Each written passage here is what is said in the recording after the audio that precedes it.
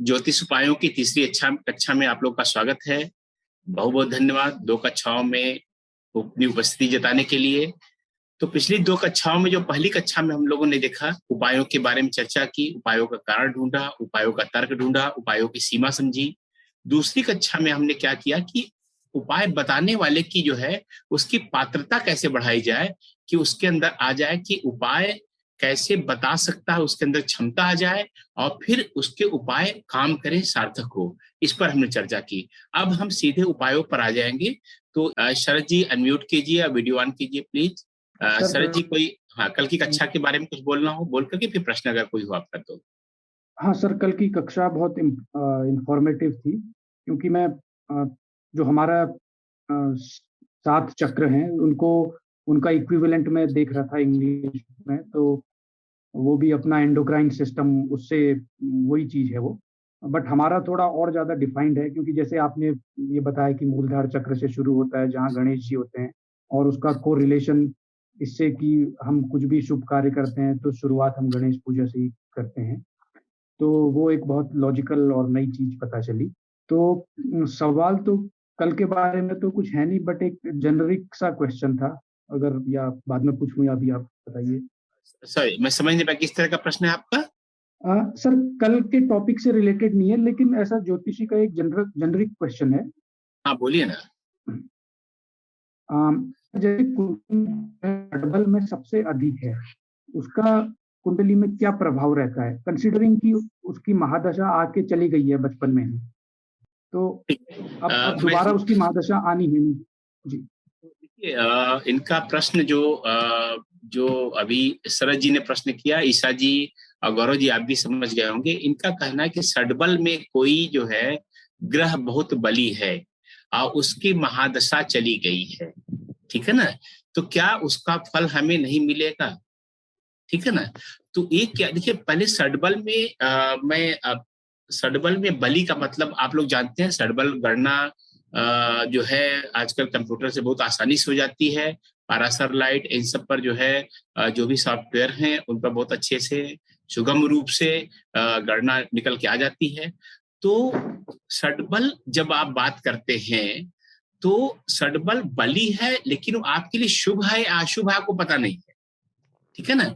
तो बली है तो उसका मतलब क्या हुआ, अगर मान लीजिए अशुभ ग्रह बली है तो क्या होगा, ठीक है ना। तो आप देखेंगे कि षडबल में जो ग्रह बली है वह उस ग्रह से संबंधित कारकत्व की जो चीजें हैं उनका बहुत ज्यादा आपके जीवन में महत्व हो। यह बात बहुत समझने वाली बात है, ठीक है ना। षडबल में मान लीजिए सामान्यतः से आप देखेंगे आप लोग जो है कि मान सूर्य बहुत दुर्बल है, हीन है, कमजोर है। सूर्य जो है अगर षडबल में बहुत कमजोर है तो आप सीधे पूछिए कि पिता से आपका कैसा रहा, तो कहेगा पिता से तो बड़ा अच्छा संबंध। आप ऐसे में संबंध मत बोलिएगा, पिता से कैसा रहा।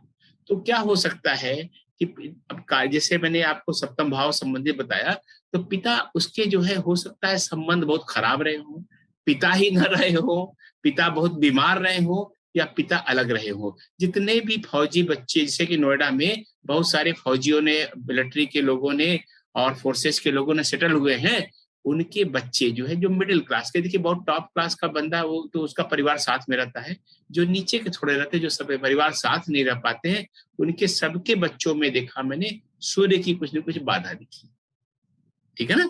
सूर्य की बाधा दिखी और उसको 9वें भाव से भी उसका प्रमाणन हो गया, ठीक है। तो ये बात आपको दिखती है कि एक अलग ही बात हुई, और उनके करियर में पता चला पिता का कोई योगदान नहीं रहा। तो ये सूर्य को आपने देखा षडबल में कमजोर या बली होने का, बली हुआ तो सूर्य का ऐसा होगा। दूसरा सूर्य का है तो मैं कहता हूं ज्योतिष में हार्ट और हड्डी की समस्या जो है सामान्यतः जो है हार्ट और बोन की समस्या सूर्य की दिखती ही है, ठीक है ना। तो पहले से सावधान कर दीजिए लोगों को। तो पिता, हार्ट या हृदय और हड्डी मैंने अस्थियों की, इनमें से सूर्य की समस्या, क्योंकि इनका कारकत्व है, ठीक है ना। ऐसा होता है। अब सूर्य किसी का षडबल में बली हो तो उसका व्यवसाय करा दीजिए, ठीक है ना। अब वो ग्रह जो है कहाँ का स्वामी, इससे क्या मतलब है, वह उसके कुंडली में बली है, ठीक है ना। अगर एकादश भाव का स्वामी है तो उसके लाभ मिलेगा, कितना अच्छा हो गया, ठीक है ना। ये बात तो सडबल। अब इनका जो शरद जी का प्रश्न है कि क्या अगर वो देखिए महादशा चली गई तो क्या होगा, तो देखिए उफल कुफल जो भी आपने विश्लेषण किया है, चाहे बली हो चाहे दुर्बल हो, जो भी हो, महादशा चली गई लेकिन अंतर्दशाएं तो आती है। हर महादशा में जो भी ग्रह होगा उसकी महादशा बचपन में चली गई, जो फल देना चली गई, लेकिन हर आगे जो महादशा आएगी उसमें जो है उस ग्रह की हर ग्रह की अंतर्दशा आती है, नवग्रह की अंतर्दशा आती है, और हर महादशा में वह ग्रह बार बार आएगा। फिर अंतर्दशा प्रत्यंतरदशा में आएगा। प्रत्यंतरदशा से सूक्ष्म में बहुत मत जाइएगा, आप लोग को मैंने पहले भी सलाह दी है, क्योंकि बहुत सूक्ष्मता में जाएंगे तो किसी घटना का कारक बहुत जाके आगे मिलता है। लेकिन फलादेश जब आप कर रहे हैं तो महादशा और जो है अंतर्दशा और प्रत्यंतर दशा तक ही अपने को रोकिएगा, ठीक है ना। तो वो शरद जी क्या होगा कि वह ग्रह की दशा बार बार आती रहेगी, ठीक है ना, बार बार आती रहेगी और उसको आप जो है फलादेश करते रहेंगे, ठीक है। शरद जी आपका प्रश्न समझ में आया कि उत्तर की मैं आगे और विस्तार दूं? सर आ गया, समझ आ गया सर, थैंक यू।